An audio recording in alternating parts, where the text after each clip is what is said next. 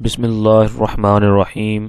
حضرت عبداللہ بن عمر بن الخطاب رضی اللہ عنہما فرماتے ہیں، میں نے رسول اللہ صلی اللہ علیہ وسلم کو ارشاد فرماتے ہوئے سنا کہ سابقہ امت میں 3 آدمی تھے۔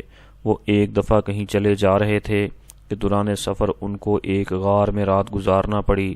چنانچہ وہ تینوں ایک غار کے اندر داخل ہو گئے۔ تھوڑی ہی دیر کے بعد پہاڑ سے ایک بڑا پتھر سرکا اور اس نے آ کر غار کا منہ بند کر دیا۔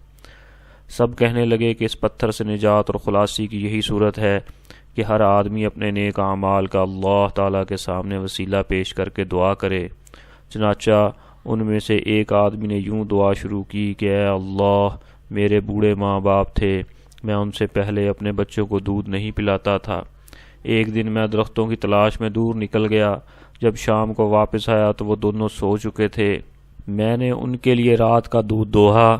جب ان کی خدمت میں لے کر حاضر ہوا تو وہ سوئے ہوئے تھے۔ میں نے ان کو جگانا پسند نہیں کیا اور مجھے یہ بات بھی اچھی نہ لگی کہ ان سے پہلے اپنے بچوں کو دودھ پلاؤں۔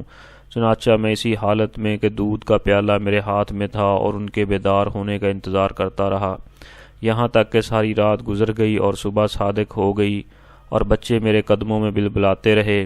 پھر وہ بیدار ہوئے تو انہوں نے دودھ نوش کیا۔ اے اللہ، اگر میں نے یہ کام تیری رضا جوئی کے لیے کیا تھا تو تو اس پتھر کی وجہ سے جس پریشانی میں ہم مبتلا ہیں اس کو دور کر دے۔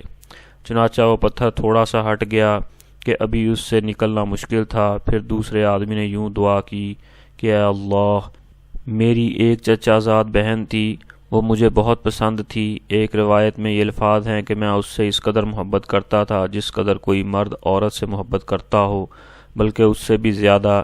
ایک دن میں نے اس سے برائی کا ارادہ کیا تو وہ نہ مانی، حتیٰ کہ وہ قحط میں مبتلا ہوئی تو میرے پاس آئی اور میں نے اس کو 120 دینار اس شرط پر دیے کہ مجھے برائی کا موقع دے گی۔ وہ تیار ہو گئی، یہاں تک کہ جب میں نے اس پر قابو پا لیا۔ ایک روایت میں ہے کہ جب میں اس کی 2 ٹانگوں کے درمیان مباشرت کے لیے بیٹھ گیا تو وہ کہنے لگی کہ خدا سے ڈرو، جائز طریقہ ہی سے پردہ بکارت زائل کرو۔ پس میں اس سے دور ہو گیا، حالانکہ وہ مجھے بہت زیادہ محبوب تھی اور جو سونا میں نے اس کو دیا تھا وہ واپس نہیں لیا۔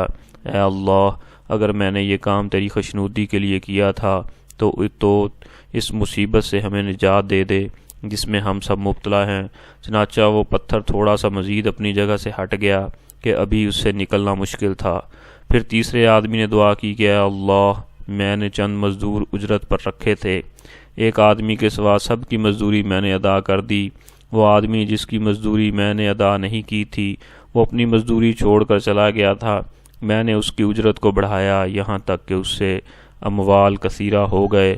پھر ایک عرصہ کے بعد وہ آیا اور اس نے کہا کہ اے اللہ کے بندے، میری اجرت مجھے دے دو۔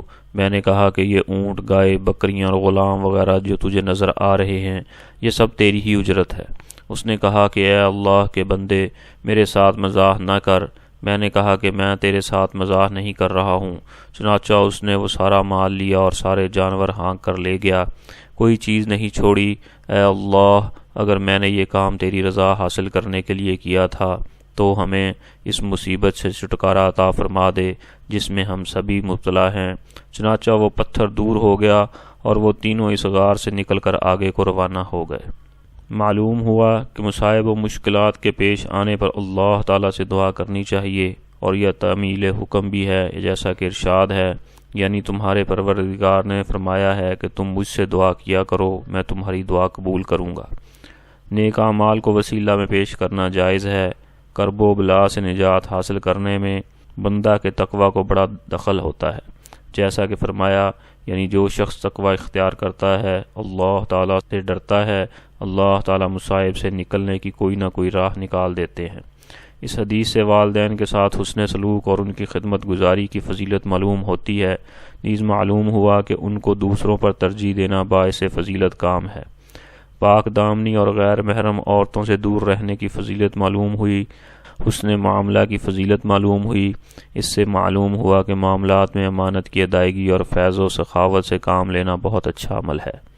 اس سے ثابت ہوا کہ اولیاء اکرام کی کرامات برحق ہیں، جیسا کہ اہل سنت والجماعت کا مذہب ہے۔ اللہ رب العزت مجھے، آپ کو اور پوری امت مسلمہ کو آپ صلی اللہ علیہ وسلم کے طریقوں کے مطابق اللہ رب العزت کے حکموں کو پورا کرنے کی توفیق نصیب فرمائیں، آمین۔